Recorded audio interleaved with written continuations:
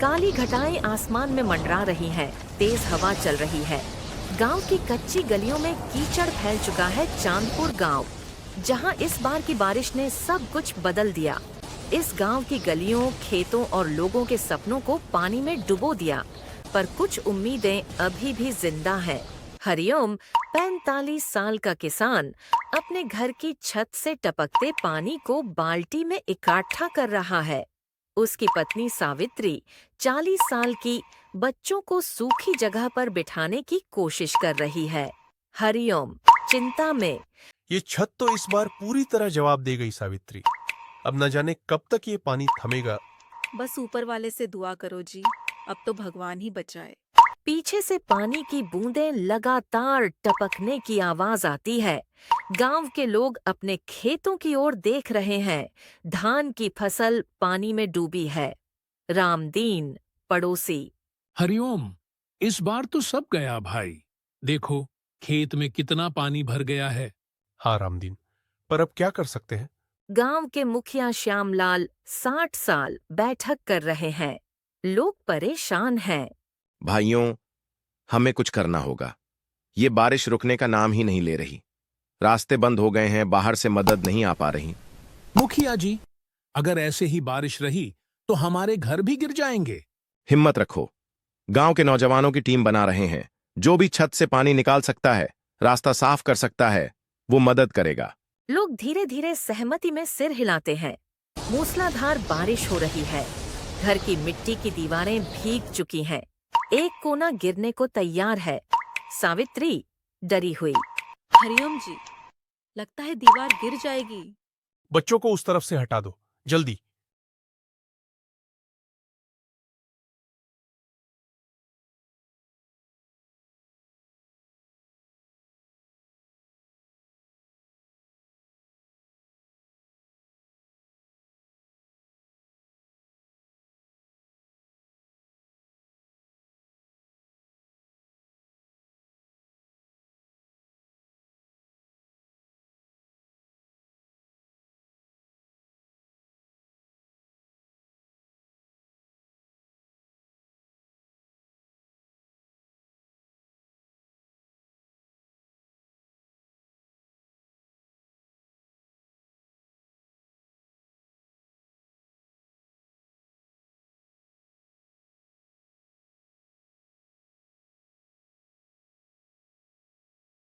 हरिओम और सावित्री दोनों बच्चों को खाट पर उठाकर सुरक्षित जगह पर रखते हैं।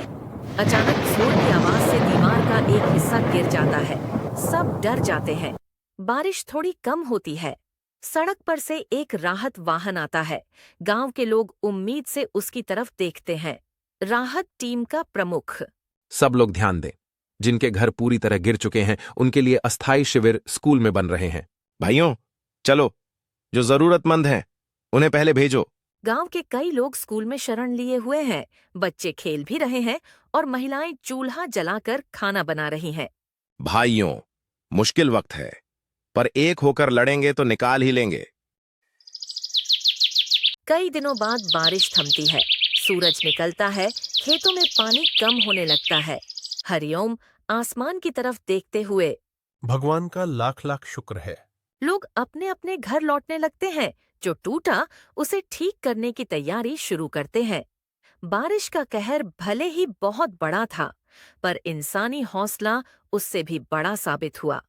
चांदपुर गांव फिर खड़ा हुआ और उम्मीद की यही कहानी सबसे बड़ी जीत है। गांव में रात का सन्नाटा है, लेकिन छतों पर टप टप पानी गिरने की आवाज अब भी चल रही है। बाहर बिजली कड़कती है। हरिओम धीरे से। सावित्री, ये सोच सोच कर नींद नहीं आती कि फसल गई तो अगले साल क्या करेंगे। भगवान पर छोड़ दो जी, इस बार तो पूरा गांव ही मुसीबत में है। बारिश थम गई है। सूरज की हल्की धूप मिट्टी से उठती भाप पर पड़ रही है। कीचड़ अब भी है, पर लोग राहत महसूस करते हैं। चलो सावित्री, अब घर की मरम्मत शुरू करते हैं। लोग टूटे मकानों की दीवारें खड़ी करने लगते हैं, झाड़ू लगाते हैं, रास्ते साफ करते हैं। बारिश सिर्फ पानी नहीं लाती, अपने साथ दर्द भी लाती है और हौसला भी। टूटे घर बन जाते हैं, टूटी उम्मीदें भी जुड़ जाती हैं। बस इंसान को हारना नहीं चाहिए। गांव का नाम था भट्टियापुर, एक ऐसा इलाका जहां मई जून की गर्मी जैसे जान ले लेती थी। जमीन फटती थी, कुएं सूख जाते थे और हवा जैसे आग फूंकती थी। इस साल गर्मी अपने चरम पर थी। पारा 55 डिग्री छूने लगा था। खेतों में दरारें थीं और पेड़ भी जैसे पसीना बहा रहे हों। गांव के बुजुर्ग कहते थे, ऐसी गर्मी तो हमने 50 साल में ना देखी। बिजली पूरे दिन में केवल 2 घंटे आती और वही समय गांव के लोग अपने काम निपटाने की कोशिश में लगा देते। इस गांव में एक गरीब किसान था, रामधन। उम्र करीब 45 साल, पर गर्मी ने उसे जैसे 60 का बना दिया था। बीवी मंगली और 3 बच्चे। सबसे छोटा गोपाल केवल 6 साल का। रामधन के खेत में एक पुराना कुआं था जो दादा के जमाने से चला आ रहा था, लेकिन इस साल की गर्मी ने उसे भी खत्म कर दिया। वह सूख गया, बस कीचड़ की गंध और कुछ मरे हुए मेढक रह गए थे। बैल बेच दिया, अब खेत क्या हाथ से जोतेगा। गांव की चौपाल में बहसें होती। सरकार कुछ नहीं कर रही। कुछ कहते, यह सब हमारे पापों का फल है। औरतें मंदिरों में जल चढ़ाती, मगर शिवलिंग भी तप कर गर्म हो चुका था। एक दिन मंगली का छोटा बेटा गोपाल बुखार में तपता रहा। गर्मी की वजह से उसे डायरिया हो गया। गांव के डॉक्टर के पास दवाई नहीं थी और शहर बहुत दूर था। वह रात ही गोपाल की आखिरी रात बन गई।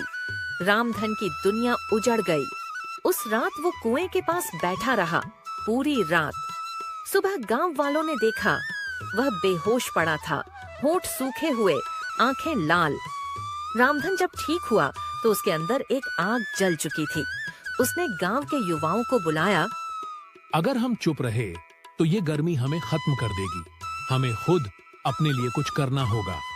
उसने पुराने तालाब की सफाई शुरू की युवाओं के साथ। धीरे धीरे और लोग जुड़ने लगे।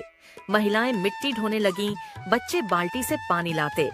लक्ष्मी प्रसाद जैसे अमीरों ने मखौल उड़ाया। तालाब से क्या होगा, लेकिन एक दिन बारिश की एक हल्की बौछार आई और तालाब की पहली बूंद गिरते ही जैसे पूरी धरती ने सांस ली। तालाब में कुछ पानी जमा होने लगा। रामधन ने खेतों के चारों ओर छोटे चेक डैम बनवाए। एक एनजीओ की मदद से रेन हार्वेस्टिंग शुरू की। धीरे धीरे गांव ने खुद से अपनी गर्मी की लड़ाई लड़ना शुरू किया। 5 साल बाद गांव में फिर तालाब थे, नए कुएं खुदवाए गए। स्कूल में बच्चों के लिए आरओ वाटर प्लांट लगा और गर्मी के बावजूद कोई मौत नहीं हुई। रामधन अब गांव का प्रधान था। उसने गोपाल की याद में स्कूल के पास एक पानी की टंकी बनवाई, जिस पर लिखा था, गांव की मिट्टी जो कई सालों से गर्मी के कारण बंजर हो चुकी थी, अब एक बार फिर हरियाली की ओर लौट रही थी। जब तालाब में पानी ठहरने लगा और गांव के बच्चों ने उसमें कूद कूद कर नहाना शुरू किया, तो जैसे गांव के कलेजे में जान लौट आई। मंगली की आंखों में पहली बार एक चमक आई, वो चमक जो एक माँ को अपने बचे हुए बच्चों के चेहरे पर हंसी देखकर मिलती है। रामधन अब सिर्फ किसान नहीं रहा था, वह अब एक बदलाव का प्रतीक बन गया था। लोग उसे अब राम प्रधान कहकर पुकारने लगे। गांव के छोटे बच्चों ने मिलकर अपने स्कूल की दीवारों पर रंग भरे। एक दीवार पर लिखा गया, जहां जल है वहां जीवन है।